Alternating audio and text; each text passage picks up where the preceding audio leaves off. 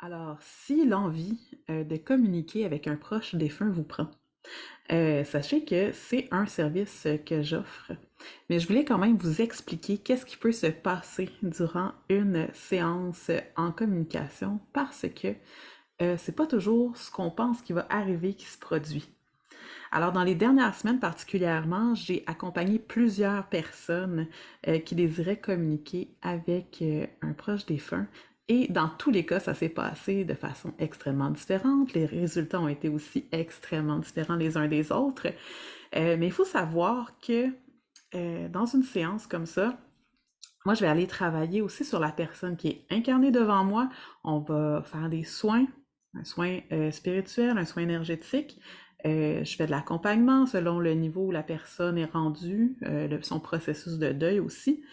Euh, Quand c'est trop récent, le décès du proche défunt, parfois ça peut être vraiment difficile parce que l'émotion est vraiment très, très, très présente. Et parfois, le défunt aussi n'a pas eu le temps de faire son cheminement pour se rendre assez loin. Donc ça, c'est quelque chose qu'il faut savoir. Personnellement, je trouve que ça vaut plus la peine de venir me voir quand ça fait plus que 3 à 6 mois que la personne est décédée, afin qu'on puisse vraiment avancer dans le processus. Parce qu'il faut savoir que le processus de deuil, ça prend quand même un temps. Il ne faut pas être pressé d'aller trop rapidement parce que ça fait beaucoup de choses à intégrer. Quand une personne proche décède, on a tout notre univers qui est bousculé et chamboulé. On a besoin de retrouver sa place sur la planète. C'est-à-dire que on vit au travers des yeux des autres.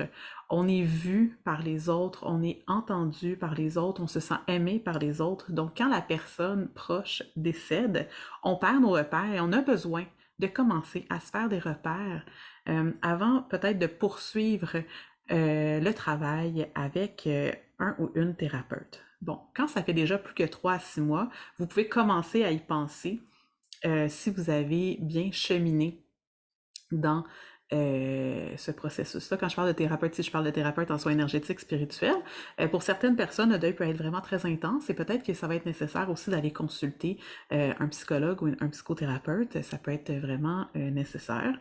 Voire certaines personnes vont avoir besoin aussi d'antidépresseurs ou autres médicaments. Donc, il ne faut pas hésiter à aller vers le professionnel que vous pensez que vous allez avoir de besoin.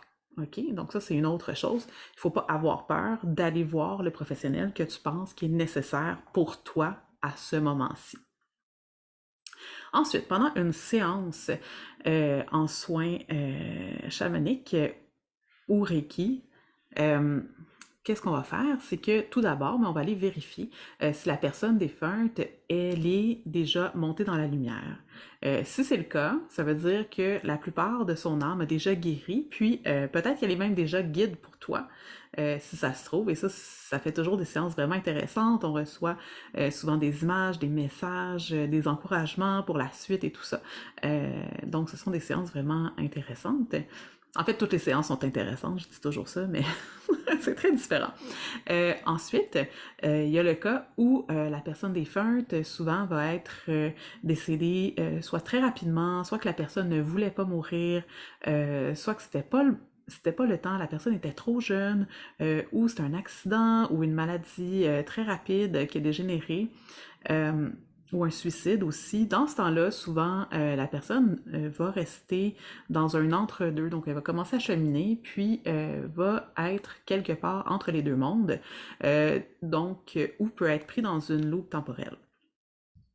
Souvent, les personnes qui ont consulté, c'est parce que le décès a été brutal et inattendu. Donc, c'est pas rare qu'en séance, je me retrouve à aller voyager en chamanisme, là, en voyage chamanique entre les deux mondes pour aller récupérer donc l'âme qui est coincée soit dans une loupe temporelle ou qui a commencé son cheminement mais qui est comme pris à cet endroit-là.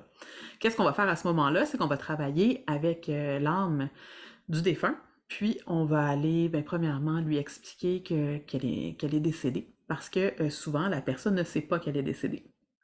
Ensuite, on va aller faire un soin à la personne défunte selon les besoins. Donc, des fois, c'est une écoute comme pratiquement une oreille comme chez le psychologue, dans le fond, qui va arriver avec le défunt. On écoute le défunt, puis on lui permet de faire son processus. Souvent, la personne qui va être présente va avoir des éléments clés qui vont pouvoir aider le défunt à, à cheminer dans son processus. Euh, Parfois, ça va être assez convaincant que le défunt va être prêt à ensuite monter directement dans la lumière. Donc là, à ce moment-là, on va faire ce qu'il faut pour l'aider à transcender et à aller dans la lumière. Et parfois, c'est beaucoup plus difficile, comme dernièrement, on a en séance eu un défunt qui avait perdu totalement confiance en tous les thérapeutes, tous les médecins, tout le système.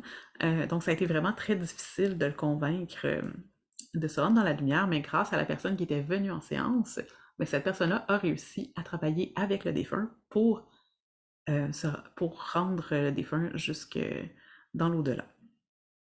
Ensuite, il y a aussi la troisième option qui est arrivée dernièrement aussi. C'était vraiment intéressant parce que quelqu'un qui est venu en soins et qui désirait communiquer avec un proche défunt et elle ne le ressentait pas. Donc, c'était pas comme. Des fois, on ressent des âmes errantes, les lumières clignotent, quand on demande quelque chose ou on reçoit des signes clairs. Donc, ça arrive à certaines personnes qui demandent des signes d'ailleurs. Mais des fois, quand on demande des signes, on n'a pas les signes auxquels on s'attend. Et une personne, donc, avait tellement de lumière dans son cœur pour la personne défunte que ce qui est arrivé, c'est que le défunt, au lieu de s'en aller dans la lumière, il est allé se loger dans le cœur de la personne qui est venue en soins. C'est la première fois que ça arrivait, que je voyais ça depuis que je travaille à temps plein là-dedans. Wow, c'est vraiment extraordinaire parce que, en effet, j'ai passé 1 heure et quart à chercher le défunt parce qu'il n'était pas dans l'au-delà. Il n'était pas dans les entre-deux-mondes. C'était pas une âme errante qui était restée dans le bas astral. Donc, j'ai cherché vraiment longtemps. Mais dans le fond, ma guidance n'arrêtait pas de dire à la personne, mets tes mains sur ton cœur. Comment tu vois ton cœur? Comment tu vois ton cœur? Comment tu vois ton cœur? Donc, tout au long de la première heure, c'était ce que je recevais de faire, mais je comprenais pas. Et en fait, c'était pour qu'on se rende compte que le défunt s'était logé dans la lumière du cœur de la personne. Donc, évidemment, la personne ne recevait pas les signes auxquels elle s'attendait depuis le décès de la personne parce qu'il était dans son cœur. Il n'était pas là pour aller clignoter les lumières. Il a décidé de rester avec elle, mais dans son cœur. Donc, à ce moment-ci, la séance a été vraiment différente. Donc, tout d'abord, j'ai dû faire un soin avec la personne pour que le défunt puisse sortir de son champ énergétique à elle, pour ensuite travailler sur le défunt et etc. Donc, c'est possible que les séances se déroulent de toutes sortes de façons différentes. Sachez donc que si vous venez me voir en séance pour une communication avec défunt, c'est certain que je ne fais pas seulement de la communication. Donc, tout d'abord, on va chercher la personne, on va faire un soin soit à la personne incarnée, soit au défunt, soit aux deux. La plupart du temps, on a besoin de travailler sur les deux. Puis aussi, il faut savoir que c'est pas nécessairement seulement la personne défunte qui va se présenter lors de la séance. La plupart du temps, on en a d'autres qui viennent. D'autres qui viennent pour nous donner des messages. Donc, ça arrive fréquemment qu'ils viennent pour nous donner des messages par rapport à des personnes qui sont dans l'entourage de la personne qui vient. Donc, ça peut être un message pour la maman qui est restée, ça peut être un message pour le papa qui est resté, ça peut être un message pour la fratrie, pour les meilleurs amis, ça peut être un message pour le conjoint ou sur le conjoint, des choses comme ça. Ou sur la conjointe. Donc, il y a plein de choses comme ça qui peuvent se produire. Puis, il y a des défunts qui ont besoin d'aide pour monter, mais c'était pas la raison principale de la consultation ce jour-là. Mais ils vont se présenter parce qu'ils veulent de l'aide, ils sont prêts à monter, puis ils savent juste pas comment faire. Donc ça peut se produire aussi. Et à ce moment-là, je vais travailler avec eux quand même, parce qu'il n'y a rien qui arrive pour rien. C'est pas pour rien que les guides vous ont guidé vers moi à ce moment-là, ce jour-là. Donc, voilà. Et si jamais vous avez des questions, mais je vous invite à me laisser vos questions en commentaire, puis j'utiliserai vos questions pour faire d'autres vidéos ou pour faire une séance Zoom de groupe au sujet de la mort. Pourquoi pas? Donc, voilà, au plaisir de poursuivre ces beaux enseignements avec vous.